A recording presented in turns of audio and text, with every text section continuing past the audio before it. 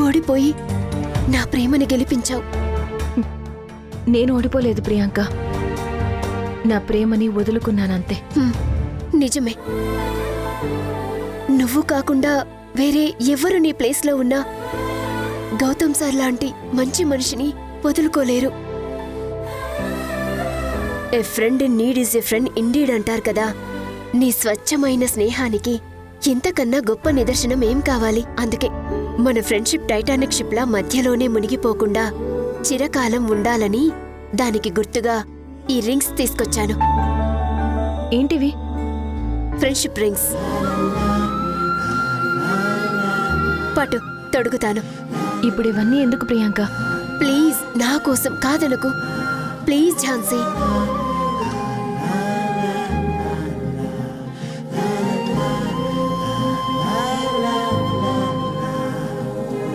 ఇది నా వేలికి తొడుగు.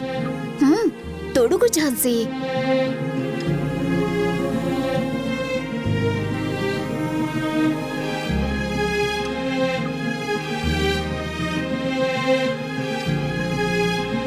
నా స్నేహానికి గుర్తుగా నీకు ఆ రింగ్, నీ త్యాగానికి గుర్తుగా నాకు ఈ రింగ్.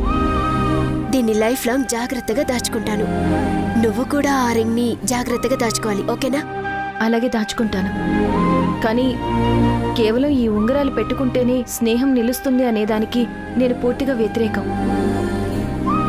ఈ ఉంగరం ఈ వేలికున్నా లేకపోయినా ఒక ఫ్రెండ్లా నేనెప్పుడూ నీ సంతోషాన్ని కోరుకుంటాను. ఇది నీకోసం కాదు, నా కోసం అనుకో. పోనీ నీకు నచ్చకపోతే తీసేయ్, బలవంతమేమీ లేదు. ఏ నచ్చకపోవడానికి ఏముంది? ఇది నీలాగే చాలా ప్రెట్టీగా ఉంది. కాకపోతే మన స్నేహం ఉంగరాల్లో కాదు, హృదయాల్లో ఉండాలనేదే నా ఉద్దేశం. Thank you so much Jhansi, thank you so much. మన స్నేహం ఎప్పటికీ ఇలాగే ఉండాలి. తప్పకుండా ఉంటుంది.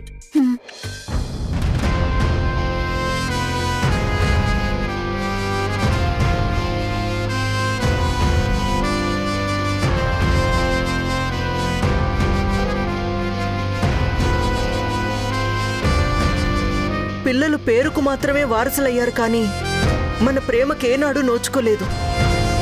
వాళ్ళ అచ్చటా ముచ్చటా తీర్చాల్సిన మనం ఏమీ పట్టనట్టు చూస్తున్నాం. ఏంటండి ఇది? ఆ పసిదానికి ఒంట్లో బాగోలేనప్పుడు అనుకున్న మొక్కు, అది తీర్చడానికి వెళ్తుంటే దానికి కూడా అడ్డుపడ్డమేంటండి? ఇంతకన్నా అన్యాయం వేరే ఉంటుందా? మీరే చెప్పండి. అది కాదు కమల, పిల్లలకి ఏదన్నా అయితే ఫైనల్గా బాధపడాల్సింది మనమే కదా. తప్పండి, చాలా తప్పు. ఝాన్సీ వాళ్ళకి ఏమీ కానివ్వదు. వాళ్ళ క్షేమం తప్ప ఝాన్సీకేదీ ముఖ్యం కాదు. తన ప్రాణాలు పణంగా పెట్టైనా వాళ్ళని కంటికి రెప్పలా కాపాడుకుంటూ వస్తుంది. పిల్లల్ని మనకి దగ్గర చేయడానికి ఎన్నో ప్రయత్నాలు చేస్తుంది, ఎన్నో మాటలు పడుతుంది. స్వీటీకి అత్తయ్యగారిచ్చిన పట్టిల్ని నేనిస్తే తీసుకోకుండా నలుగురిలో ఇవ్వండి మేడం అని తిరిగిచ్చేసింది. అలాంటి ఝాన్సీని మనం చాలా బాధ పెడుతున్నాం. ఏవేవో ఊహించుకుని నిందలు వేస్తున్నాం. ఇప్పటికైనా మించిపోయిందేమీ లేదు. మామయ్య గారితో మీరొకసారి మాట్లాడండి. దేని గురించి? అదేనండి, పిల్లల్ని ఊరికి పంపించడానికి.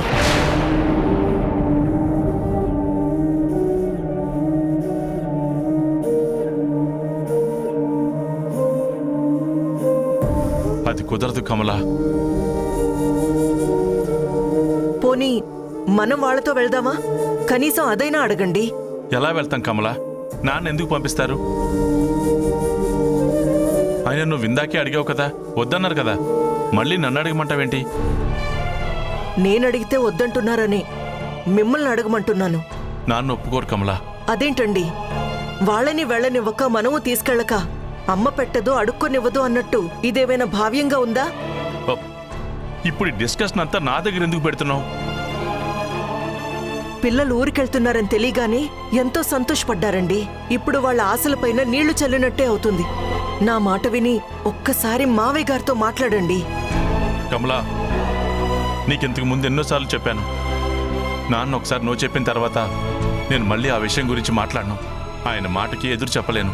మీది మంచితనం అనుకోవాలో మూర్ఖత్వం అనుకోవాలో అర్థం కావడం లేదండి. జరుగుతుంది తప్పు అని తెలిసినా కూడా ఎలా మౌనంగా ఉంటున్నారు? మీకంటూ ఒక అభిప్రాయం ఉండదా? మీకంటూ ఒక అవగాహన ఉండదా? ఆలోచించరా? ఎందుకు ఆలోచించను? అలా ఆలోచించే మొన్న పిల్లలకి గుడ్ మార్నింగ్ చెప్పినందుకే ఎంత పెద్ద గొడవ జరిగిందో చూసావు కదా. అలా ఆలోచించే ఆ రాజయ్య వాళ్ళకి డబ్బులు ఇచ్చినందుకు ఎంత గొడవ జరిగిందో చూసావు కదా.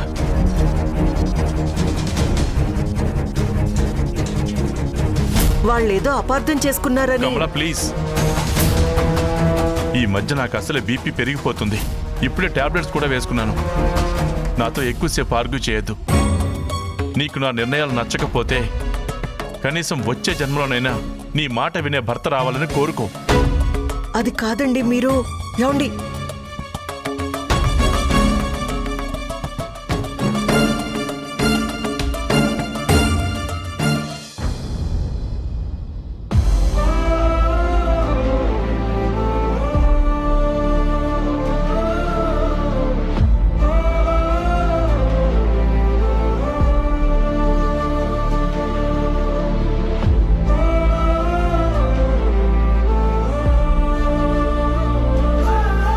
స్వీటీ, వంశీ, ఏంటలా డల్గా ఉన్నారు?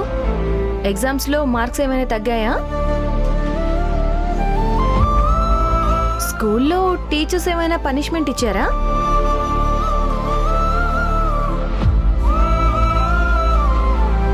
ఏంటి నాన్న, ఎందుకు ఇలా డల్గా ఉన్నారు? ఇలా ఉంటే ఎలా? మన సంక్రాంతికి ఊరెళ్తున్నాం కదా, హ్యాపీగా ఉండాలి కదా. లగేజ్ సర్దుకోవాలి కదా.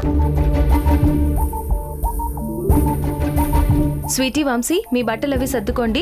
అన్నీ ఒకే బ్యాగ్లో పెడతాను. స్వీటీ, వంశీకి తెలియదు కదా, హెల్ప్ చేయి. ఏంట్రా, ఏమైంది? ఏం జరిగిందో చెప్పాలి కదా నాకు. అలా సైలెంట్గా ఉంటే ఎలా తెలుస్తుంది? మనం సంక్రాంతికి ఊరెళ్ళడం లేదంట కదా. ఎందుకు వెళ్ళట్లేదు? వెళ్తున్నాం. లేదు, వెళ్ళడం లేదంట. ఎవరన్నారు మీతో? పద్మ ఆంటీ చెప్పింది. పద్మ ఆంటీనా? అవును, తనే చెప్పింది. పిక్ తాతయ్య మనం ఊరెళ్ళడానికి పర్మిషన్ ఇవ్వలేదంట. మనం వెళ్ళడానికి వీల్లేదని చెప్పింది.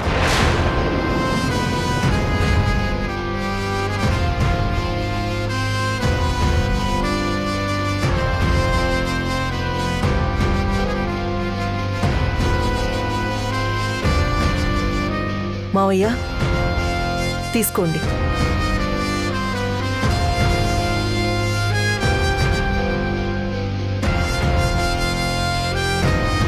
సార్, మిమ్మల్ని ఒక విషయం అడగాలని వచ్చాను. ఏంటి? అది మీకు ఆల్రెడీ తెలుసు అనుకుంటున్నాను. తెలుసు అనుకుంటే చెప్పడం ఎందుకు? కన్ఫర్మేషన్ కోసం సార్. రాణి అనే అమ్మాయి ఉంది కదా సార్. ఎక్కడుంది?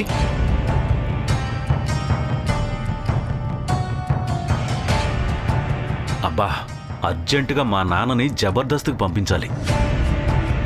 వాళ్ళ ఇంట్లోనే ఉంది సార్. తను స్వీటీకి హెల్త్ బాగాలేనప్పుడు వాళ్ళ ఊళ్ళో శివుడికి మొక్కుకుందట.